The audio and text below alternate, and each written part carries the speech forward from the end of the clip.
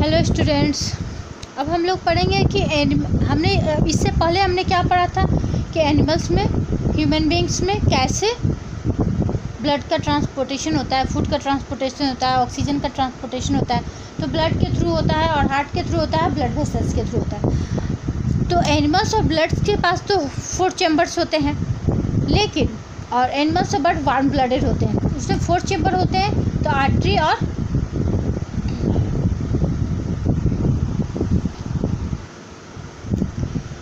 Animals और bird हमारा warm blooded होता है, उसमें क्या होता है 2 आर्टरी और 2 वेंट्रिकल्स होता है, यानी कि दोनों हमारा उनमें एनिमल्स और बर्ड्स में क्या होता है कि ऑक्सीजनेटेड ब्लड और डीऑक्सीजनेटेड ब्लड मिक्सअप नहीं होता है। मिक्सअप नहीं होने से क्या होता है कि हाई अमाउंट में ऑक्सीजन प्रोड्यूस होता है, लॉट ऑफ एनर्जी प्रोड्यूस होता है। लॉट ऑफ एनर्जी प्रोड्यूस होने से क्या होता है, बॉडी में टेम्परेचर हाई एनर्जी मिलेगा, हाई एनर्जी मिलने से फिर वो वर्क करते हैं।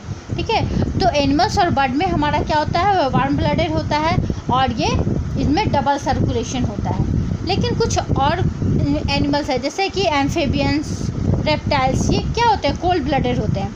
इनमें 3 चैम्बर ही होते हैं। कोल्ड ब्लडेड और वार्म ब्लडेड मीन्स क्या हुआ, वार्म ब्लडेड मतलब हमारे बॉडी का जो टेम्परेचर है वो बाहर का इन्वायरमेंट से कोई चेंजेस नहीं होता है। बाहर इन्वायरमेंट में कोल्ड हो तो हमारा बॉडी उसको टेम्परेचर को मेंटेन करके रखेगा। अगर ये हाई हीट है तो हमारा बॉडी टेम्परेचर को मेंटेन करके रखेगा, हमारे बॉडी को कूल करके रखेगा।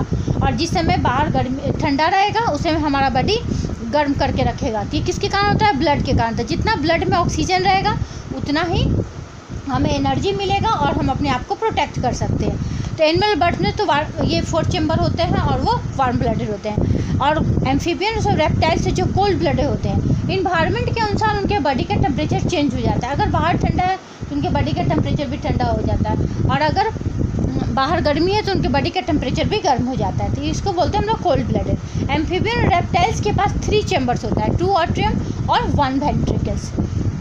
लेकिन ये एक्सेप्शन में रेप्टाइल्स में ही आएगा कि क्रोकोडाइल्स है 4 चैम्बर। हाँ, क्रोकोडाइल्स के पास 4 चैम्बर होता है। ऐसे सारे रेप्टाइल्स में कितने होते हैं, 3 चैम्बर्स होते हैं हार्ट के, लेकिन क्रोकोडाइल में 4 चैम्बर्स होते हैं, जो एक्सेप्शन है। और फिश में 2 चैम्बर हार्ट्स होते हैं, 1 आर्ट्रियम एंड 1 वेंट्रिकल। फिश में जो आपका ट्रांसपोर्टेशन होता है ऑक्सीजन का, वो कैसे होता है, गिल्स के थ्रू होता है। फिश एक्वेटिक एनिमल है, वाटर में जितना ऑक्सीजन डिसॉल्व रहता है उसको वो गिल्स के थ्रू एब्जर्व करता है। ठीक है, गिल्स के थ्रू वो एब्जर्व करता है और गिल्स से पूरे बॉडी में ऑक्सीजन ट्रांसपोर्ट होता है। पूरे बॉडी से जब ऑक्सीजन ट्रांसपोर्ट होगा, ट्रांसपोर्ट होने के बाद टिश्यू के साथ मिलेगा, फ्यूज करने के बाद जब वो डीऑक्सीजनेटेड हो जाता है तब वो फिर हार्ट में आता है। हार्ट में आने के बाद तो हार्ट उसको फिर पंप करता है और फिर गिल्स के पास भेजता है, और गिल्स के पास आके फिर वो बाहर रिलीज हो जाता है, यानी कि कार्बन डाइऑक्साइड बाहर रिलीज होता है। तो इस तरह उनमें ट्रांसपोर्टेशन होता है ऑक्सीजन का, कार्बन डाइऑक्साइड का। तो फिश जो है 2 चैम्बर है, तो ये क्या हो गया हमारा single circulation. Animals, birds, amphibian, reptiles, इनमें क्या होता है, डबल सर्कुलेशन होता है। हार्ट में 2 बार ब्लड आता है इसलिए डबल सर्कुलेशन होता है, लेकिन फिश में क्या होता है, सिर्फ सिंगल सर्कुलेशन होता है, क्योंकि हार्ट में एक बार ही ब्लड आता है। गिल्स के थ्रू ऑक्सीजनेटेड आया, ऑक्सीजन आया, पूरे बॉडी में डिस्ट्रीब्यूट हो गया। पूरे बॉडी में डिस्ट्रीब्यूट होने के बाद वो डीऑक्सीजनेटेड कार्बन डाइऑक्साइड हमारा कहाँ आता है, फिर हार्ट में आता है। हार्ट में आता है वो ब्लड के थ्रू, उसके बाद वहाँ से वो फिर गिल्स के थ्रू वो बाहर आ जाता है। तो मतलब हार्ट में एक ही बार आता है, इसलिए उसको 1 सर्कुलेशन बोलते हैं।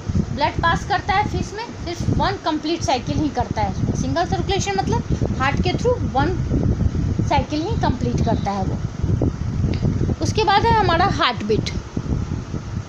हार्ट बीट है 1 complete contraction relaxation of heart is called heart beat. Heart beat क्या होता है, जब हमारा हार्ट कंट्रैक्ट करता है और रिलैक्स करता है, तो एक बार कंट्रैक्ट होना और रिलैक्स होना, इसको हम लोग क्या बोलते हैं, हार्ट बीट। जो नॉर्मल ह्यूमन बींग्स में हार्ट बीट कितना होता है, 70 से 72 पर मिनट होता है, 70 से 72 पर मिनट वो होता है। लेकिन जिस समय हम हाई एक्सरसाइज करते हैं, फिजिकल एक्सरसाइज करते हैं, उस समय हमारा हार्ट बीट बढ़ जाता है। कितना हो जाता है, 100 पर मिनट हो जाता है। और इस हार्ट बीट को हम लोग सुनते कैसे हैं, स्टेथोस्कोप के थ्रू हम लोग सुनते हैं। सीने के पास लगा के स्टेथोस्कोप के थ्रू ये सुनते हैं। तो हार्ट बीट वही होगा, 1 complete contraction relaxation of heart is called heart beat. Pulses क्या हो गया, the expansion of an artery each time the blood is force into it is called pulse. Expansion के साथ आर्टरी में जब हाई प्रेशर के साथ ब्लड आता है तो फोर्स के साथ आता है, तो फोर्स के साथ आता है तो एक पफ जैसा आवाज़ होता है जिसको हम लोग पल्स बोलते हैं। जैसे कि ऐसे तो पूरे बॉडी में आर्टरी हमारा क्या होता है, डीपली होता है, अंदर प्रेजेंट होता है, लेकिन कुछ ऐसे पार्ट हैं जहाँ पे हमारा आर्टरी ऊपर रहता है, जैसे कि हमारा रिस्ट हो गया, टेम्पल हो गया, नेक हो गया, इन सब जगह पे artery just surface of skin रहता है, बोन के जस्ट ऊपर से वो फ्लो करते रहता है, स्किन के नीचे रहता है।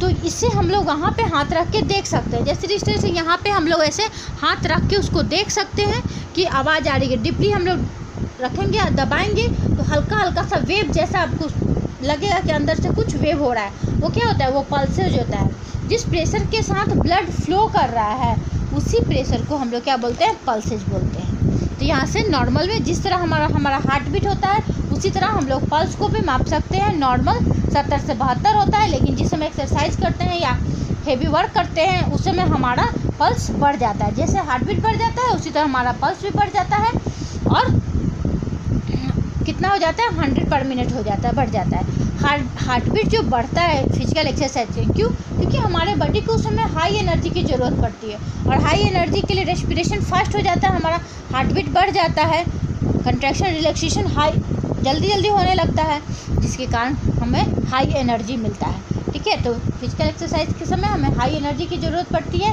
इसलिए हमारा हार्ट बीट तेज़ हो जाता है और हमारा कंट्रैक्शन रिलैक्सेशन बढ़ जाता है, नॉर्मल रेंज से 100 पर मिनट हो जाता है।